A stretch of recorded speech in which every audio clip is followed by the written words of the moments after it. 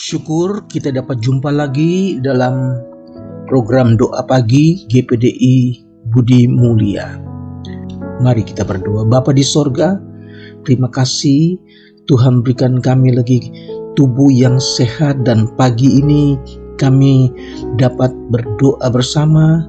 Kami mendengar firman Tuhan dan kami percaya ada kekuatan yang baru Tuhan berikan melalui firman Tuhan pagi ini. Terima kasih, mohon Roh Kudus pimpin dari awal sampai selesai. Kami serahkan semuanya ke dalam nama Tuhan Yesus Kristus. Haleluya. Amin. Puji Tuhan saudara, pagi ini saya akan bacakan ayat yang diambil dari Yesaya pasal 38 ayat yang ke-18 sampai 20. Sebab dunia orang mati tidak dapat mengucap syukur kepadamu, dan maut tidak dapat memuji-muji engkau. Orang-orang yang turun ke liang kubur tidak menanti-nanti akan kesetiaanmu, tetapi hanyalah orang yang hidup, dialah yang mengucap syukur kepadamu. Seperti aku pada hari ini, seorang bapa memberitahukan kesetiaanmu kepada anak-anaknya. Tuhan telah datang menyelamatkan aku. Kami hendak main kecapi seumur hidup kami di rumah Tuhan. Haleluya. Ini adalah perkataan dari seorang raja yang bernama Hizkia. Ketika dia menderita sakit dan penyakitnya ini sangat parah, tidak dapat disembuhkan saudara-saudara. Raja Hizkia waktu itu datang tamu namanya Yesaya. Yesaya datang kepada Hizkia dan Yesaya katakan bahwa Tuhan telah berfirman untuk disampaikan kepada keluargamu Hizkia. Berikanlah pesan-pesan terakhir bahwa engkau akan mati dan tidak akan sembuh lagi. Bagi orang yang sedang sakit, apalagi sakit parah, kalau mendengar berita seperti ini, tentu dia akan menjadi sangat syok dan bisa-bisa dia mati mendadak. Tetapi Hizkia ketika mendengar pesan Tuhan melalui Nabi Yesaya, maka di ayat 2, lalu Hizkia memalingkan mukanya ke arah dinding dan ia berdoa kepada Tuhan. Saudara, apa yang dia doakan? Ayat 3, Hizkia berkata, "Ah Tuhan, ingatlah aku. Aku telah hidup di hadapan-Mu dengan setia dan dengan hati yang tulus. Dan aku telah melakukan apa yang baik di mata-Mu." Kemudian menangislah Hizkia dengan sangat. Saudara, rupanya Tuhan jatuh kasihan melihat Hizkia berdoa sambil menangis dengan begitu sedih. Dalam Mazmur 51 ayat 19, korban sembelihan kepada Allah ialah jiwa yang hancur, hati yang patah dan remuk tidak akan kau pandang hina. Saudara, korban sembelihan kepada Allah ialah jiwa yang hancur, hati yang patah dan remuk tidak akan kau pandang hina ya Tuhan. Nah, Allah mendengar doa yang dinaikkan Hizkia kepada Tuhan dengan hati yang hancur.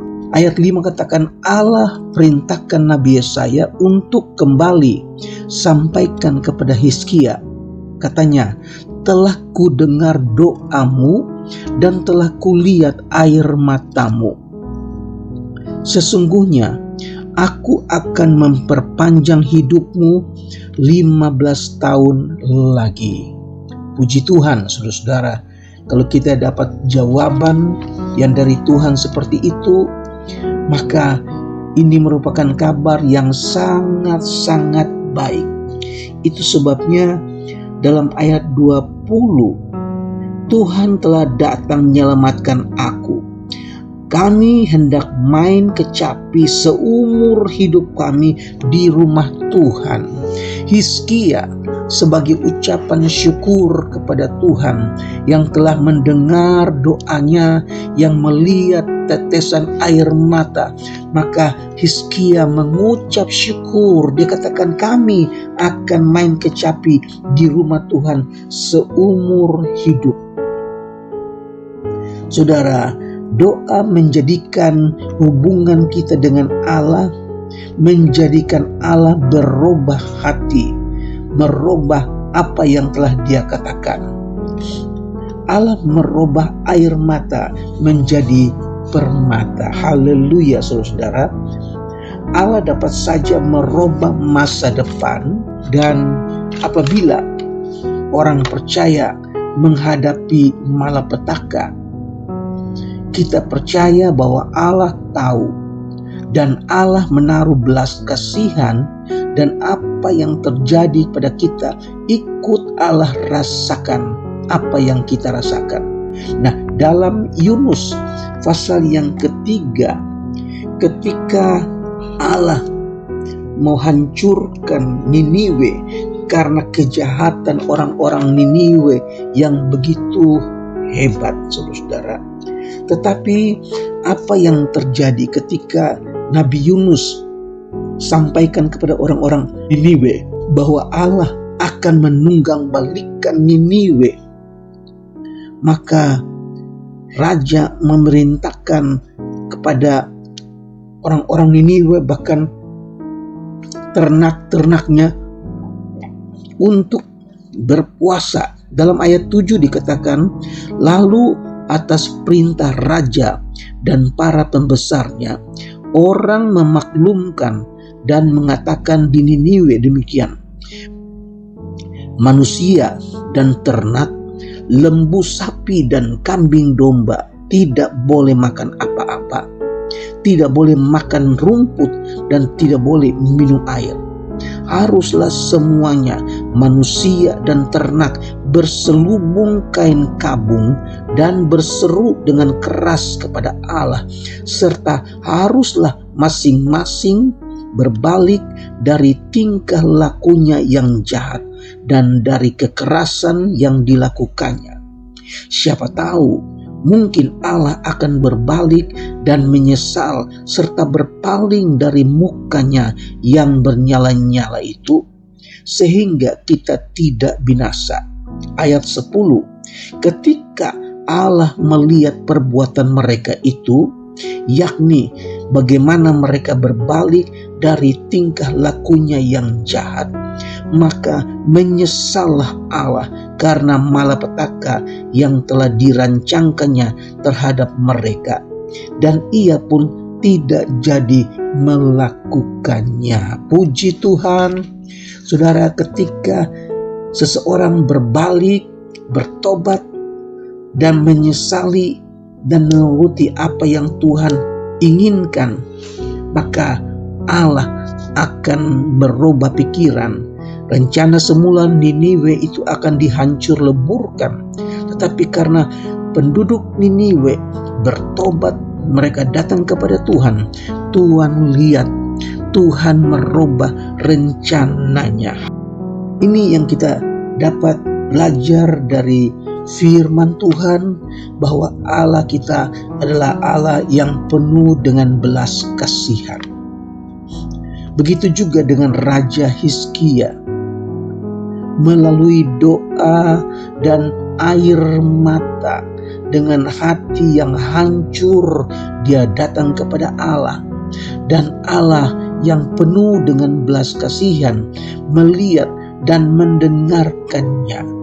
Allah katakan kepada Yesaya kembali, katakan kepada Hizkia, aku akan memperpanjang usianya 15 tahun lagi. Puji Tuhan, cukup panjang usia yang didapatkannya dari Tuhan.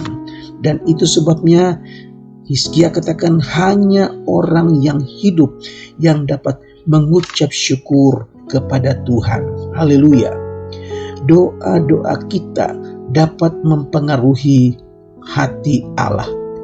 Dan rencananya demikian juga dengan apa yang terjadi dalam hidup kita atau kehidupan gereja, ditentukan oleh rencana Allah dan doa-doa kita. Kita harus senantiasa memelihara keyakinan bahwa doa dapat mengubah keadaan. Dalam kitab 1 Raja-Raja pasal 21, ketika Raja Ahab berubah pikiran karena dia mendengar ancaman yang datang dari Tuhan, kita lihat Ahab yang begitu terpengaruh dengan istrinya Isabel. Ayat 22 saya baca, dan aku, ini kata Tuhan, akan memperlakukan keluargamu sama seperti keluarga Yerobeam bin Nebat dan seperti keluarga Baesa bin Ahia. Oleh karena engkau menimbulkan sakit hatiku dan oleh karena engkau mengakibatkan orang Israel berbuat dosa. Juga mengenai Isabel, Tuhan telah berfirman, anjing akan memakan Isabel di tembok luar Yisrael. Siapa dari keluarga Ahab yang mati di kota akan dimakan anjing, dan yang mati di padang akan dimakan burung di udara. Sesungguhnya tidak pernah ada orang seperti Ahab yang memperbudak diri dengan melakukan apa yang jahat di mata Tuhan, karena ia telah dibujuk oleh Isabel istrinya.